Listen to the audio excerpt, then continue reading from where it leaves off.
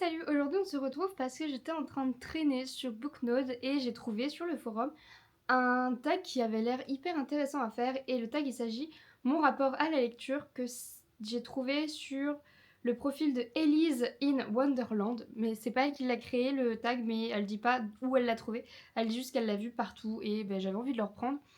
Et donc pour la première question, c'est quel est ton rythme de lecture? Alors, mon rythme de lecture, en vrai, il est pas très. C'est pas un rythme où vraiment je sais que je lis tous les jours, tous les jours, tous les jours. Il y a des jours où je peux lire un livre complet en quelques heures et ma journée elle est parfaite. J'enchaîne un autre livre parce que tellement envie de lire que le fait d'avoir terminé un livre ne me coupe pas dans ma lecture, dans mon mouvement de vouloir lire des livres et du coup j'enchaîne les livres. Et il y a d'autres moments où je termine un livre et je me dis ouf, celui-là va falloir que je le digère donc je vais pas lire pendant plusieurs jours, plusieurs semaines même, ça m'est déjà arrivé.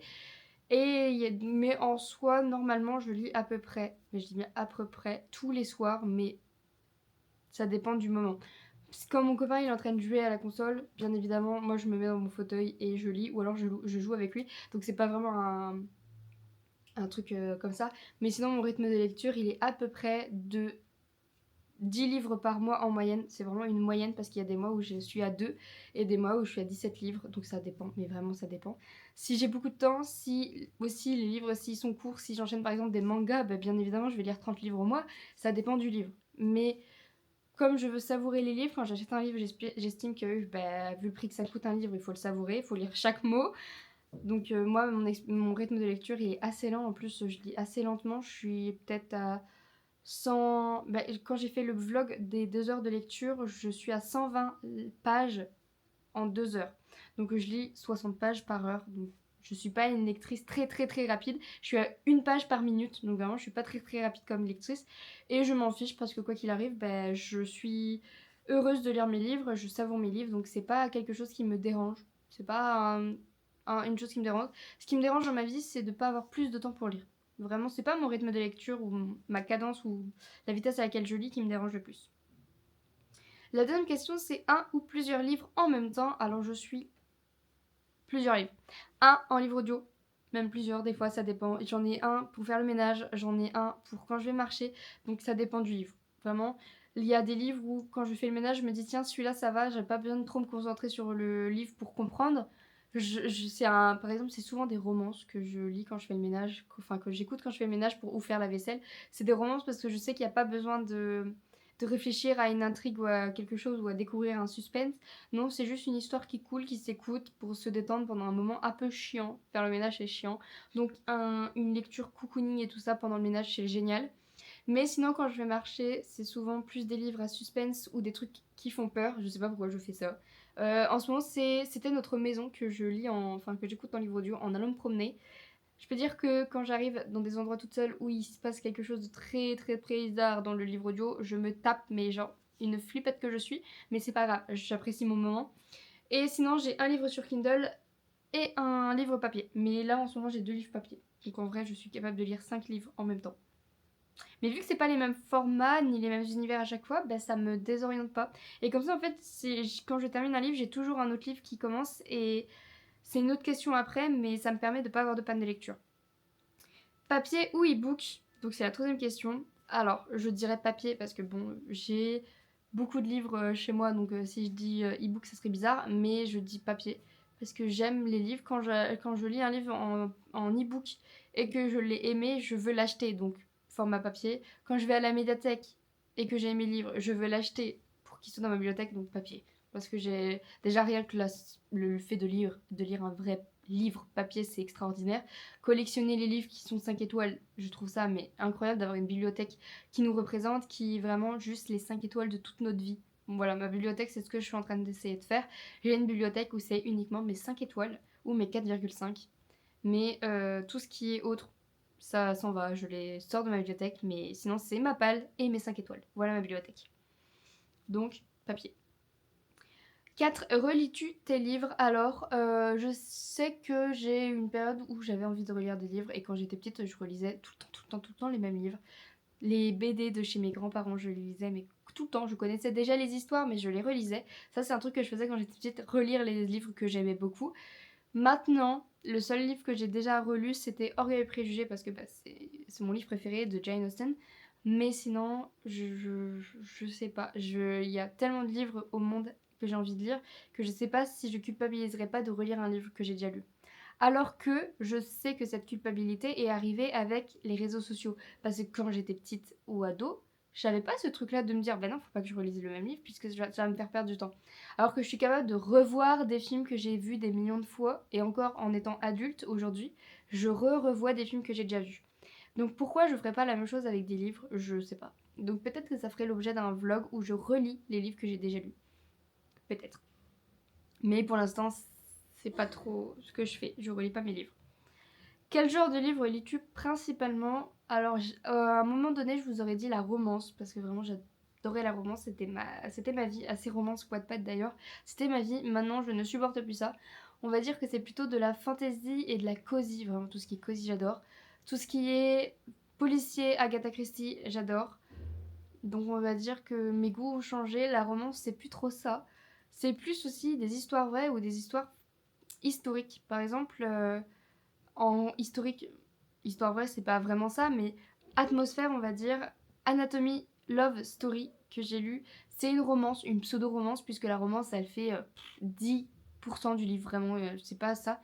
Mais moi, ce qui m'intéressait, c'était l'aspect historique et de l'ancien temps où les femmes ne pouvaient pas être chirurgiennes, et ça m'a vraiment, ça m'a fait que j'ai donné 5 étoiles à ce livre-là. Et donc, je veux dire plutôt que c'est historique, histoire vraie, fantasy et cosy, et policier, ce que je lis en ce moment. Je sais pas si c'est compréhensible, mais la romance, c'est plus trop ce que j'aime. Mais j'en lis encore. Quand je vois mes derniers 5 étoiles, c'était Histoire vraie sur une sorcière, la dernière sorcière de Cuenca, édition Talon Haut.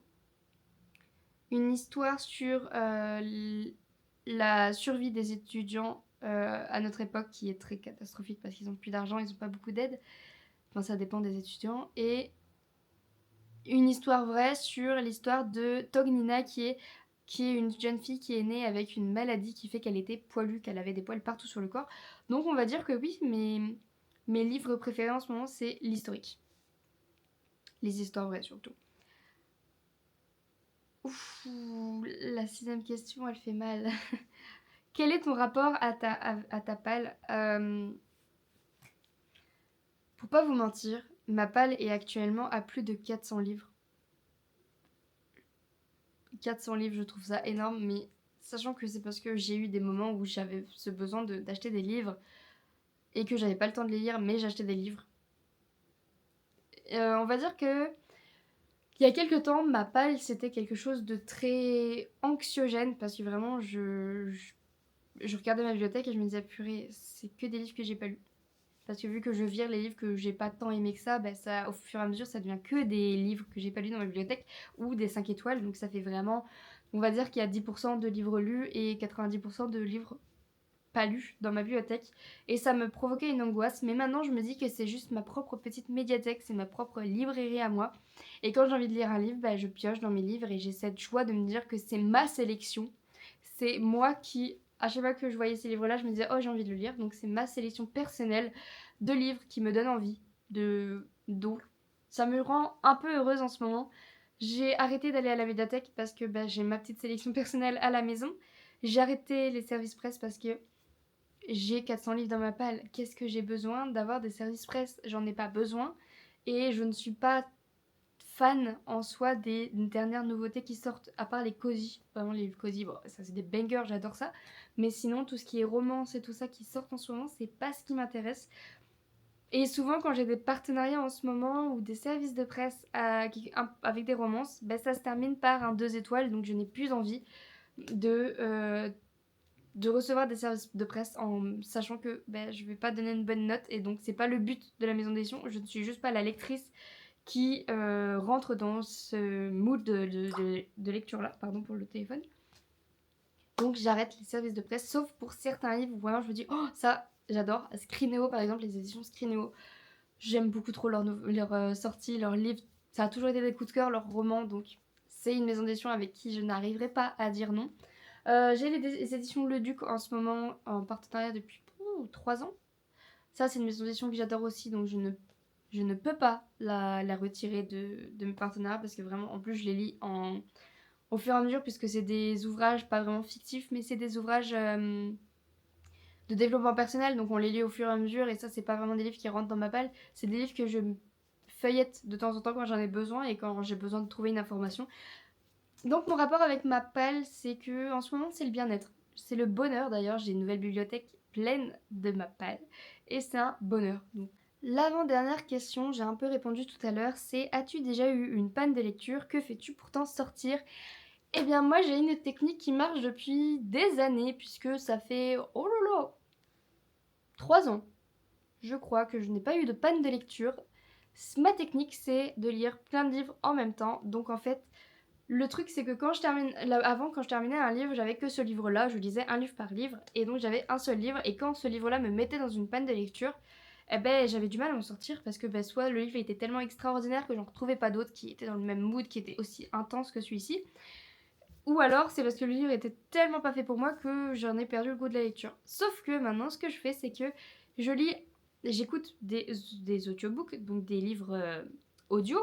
Et donc déjà, j'ai toujours constamment un livre audio qui est commencé sur Nextory. Donc j'ai toujours un livre audio qui m'accompagne quand je vais marcher, quand je vais conduire, quand je fais tout, j'ai toujours un livre audio qui m'accompagne. Donc déjà, quoi qu'il arrive, même si je suis en panne de lecture papier, je ne serai pas en panne de lecture audio, parce que pour moi c'est tout un autre univers. C'est comme si je regardais la télé en soi. Des fois je reste dans le canapé à rien faire, mais j'écoute mon livre audio et ça fait comme un film pour moi, parce qu'il y a des livres audio, c'est pépite. Il y en a où vraiment t'as le bruit de la foule, t'as des bruits de marche, t'as des bruits de suspense, de monstres et tout. Enfin, moi, il y a des livres audio où c'est un film, que tu fermes les yeux et t'imagines le film, c'est tout. Mais du coup, pour les livres papier, ça ne m'arrive plus d'avoir de panne de lecture, puisque j'ai plusieurs livres à la fois. Donc quand j'en termine un, j'en ai déjà un autre de commencer, et comme je suis déjà plongée dans cet univers-là, ben ça me provoque pas de panne de lecture. Par exemple, en ce moment, j'ai ce livre-là qui est de la médiathèque. Donc c'est le dernier livre de la médiathèque qui me reste. C'est Le Musée des monstres de Lorraine Olivier et H.S. Chister, La tête réduite, illustré par Benjamin Lacombe, audition Hachette roman. Et ça, c'est un livre que je lis le soir avec mon copain, parce que après avoir regardé la télé, 20 minutes avant d'aller au lit, on se fait une petite session lecture. Donc moi, je lis ça et lui, il lit le tome 1, L'apprenti épouvanteur de Joseph Delaney, aux éditions Bayard Jeunesse. Donc, déjà, je sais que j'ai un livre qui m'attend tous les soirs. Donc, vraiment, je l'avance pas très très vite, puisqu'on fait des petites sessions de 20 minutes à peine. Voilà, donc je l'avance pas très très vite. Oui, c'est ma pilule qui est en marque-page. Faut pas que. Comme ça, je sais que je dois la prendre le soir. Et le deuxième livre que je lis en ce moment, il est sur ma Kindle, et j'en ai un autre. Celui-ci pour un service de presse avec l'édition Le Duc. C'est Noisuli de Poisson Fécond. Bienvenue à l'université du rêve, audition Young Novel. C'est une sous-collection de chez Akata Édition. Et donc je suis en train de le lire en même temps. Donc celui-là, c'est plus ma lecture de journée, sachant que je fais des paralysies du sommeil assez fréquemment. Ce livre me plonge dans des angoisses assez profondes durant ma lecture, mais je l'aime beaucoup. Pour l'instant, j'aime beaucoup, vraiment. Je vais vous montrer l'objet livre, comment il est beau. Toutes les pages sont illustrées. C'est vraiment une merveille, ce livre. En plus, on a des sons et musiques. On a une playlist qui accompagne notre lecture. En scannant le petit QR code là, on a la lecture, on a une playlist qui démarre, et c'est vraiment génial. Je vous ai montré le mauvais code là, c'est celui-ci. Et donc on suit l'histoire au fur et à mesure que la playlist s'écoule. Et ça, c'est vraiment super, vraiment j'aime beaucoup pour l'instant ma lecture. Donc mon remède à la panne des lectures, c'est de lire plein de livres en même temps, d'en commencer jamais en même temps. Quand vous commencez un livre, par exemple, je sais pas, vous arrivez à 50% et vous commencez à vous lasser de l'histoire, mais que vous voulez continuer à lire, commencez un autre livre. Voilà, c'est ce que moi je fais, comme ça je me fais des sessions lecture énormes, parce que je sais que je peux lire pendant des heures et des heures. Ça, c'est ce que j'aime beaucoup, vraiment, je suis trop heureuse d'avoir ce genre de capacité. Je peux lire pendant des heures et des heures, mais je peux très vite me lasser d'une histoire si au bout de 3 heures je lis. Donc, je lis plusieurs livres comme ça, je redécouvre une histoire et je suis remise dedans en me disant, oh là là, c'est trop bien, je vais me retaper 3 heures de lecture parce que je me remets dedans, c'est génial. Voilà. Donc ça, c'est ma méthode de l'anti-panne de lecture. Et la dernière question, allez, voilà, c'est qu'est-ce qu'un lecteur? Quelqu'un qui lit. J'ai pas d'autre explication que ça. Quelqu'un qui lit un livre par an, c'est un lecteur, hein, à partir du moment où le fait d'être en train de faire l'activité de lire, on est lecteur. Même si, par exemple, dans l'année, il lira pas d'autres livres que celui-ci, il a eu une activité de lecteur pendant plusieurs heures durant l'année, donc il a été lecteur pendant plusieurs heures dans l'année.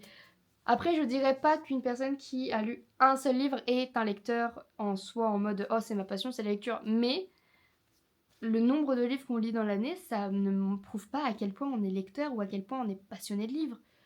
Enfin, on peut lire 10 livres dans l'année et être passionné, mais ne pas avoir le temps de lire plus. Donc pour moi, tout le monde peut être lecteur à partir du moment où il a eu une activité de lecteur pendant le mois, enfin pendant l'année. S'il a ouvert un livre, bouquiné un livre, s'il a été en librairie avec la sensation d'avoir l'envie d'acheter un livre et d'acheter le livre, il est lecteur. Voilà.